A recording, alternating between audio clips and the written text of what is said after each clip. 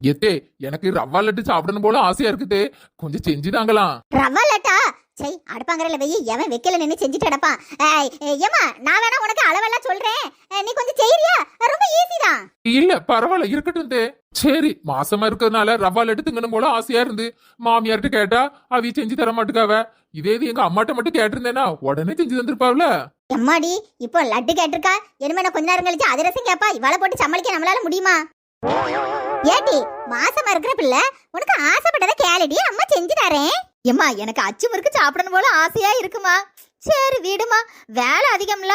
என்னடி பொல்லாத வேலை, 2 மணி நேரத்துல எல்லாம் முடிஞ்சு போவோம். உனக்கு நான் அச்சு முறுக்கு செஞ்சு தாரேன். சரிம்மா.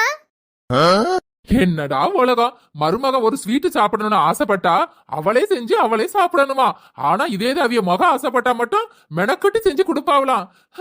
எப்பதான் இவங்க எல்லாம் திருந்த போறாங்களோ தெரியல.